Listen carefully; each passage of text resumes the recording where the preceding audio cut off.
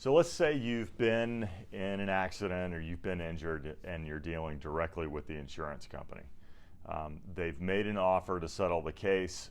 Sometimes it's quicker than you were expecting, and you're trying to decide whether or not you should accept their offer. What do you do?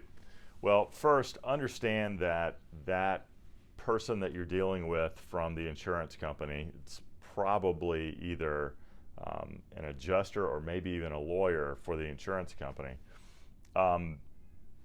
They know that you probably haven't handled dozens or hundreds or thousands of insurance claims, and it's pretty likely that they're going to want to take advantage of that in setting the settlement offer that they offer to you.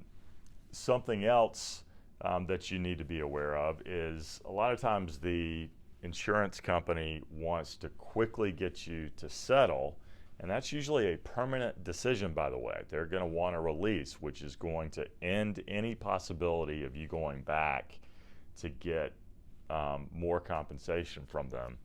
So they're going to want you to settle the case early for lesser than you would have otherwise if the claim had been handled right. If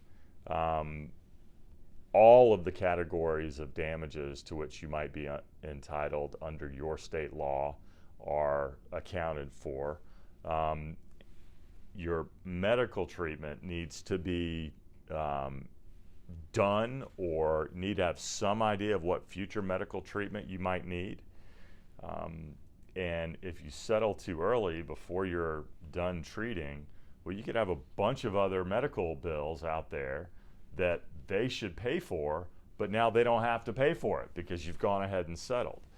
So that's really something to consider. If you're still treating, you need to think very, very carefully and get some advice from someone who's on your side and not working for the insurance company to decide whether an offer is reasonable and fair to you. Insurance companies know, and there are some studies that they don't like to publicize, but there's some studies out there that show that an injured person tends to pocket almost 4 times, 3.5 times anyway, 3.5 times more compensation with a lawyer.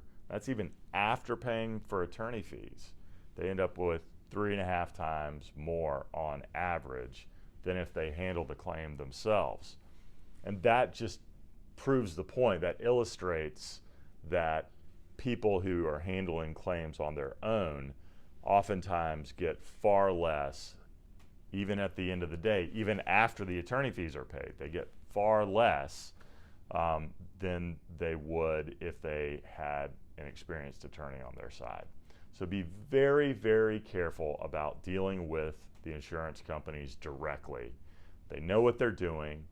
Don't settle too quickly. Be smart, get good advice, and seriously consider hiring a good, experienced attorney who's going to be looking out for you to help with this. Hope this was helpful to you.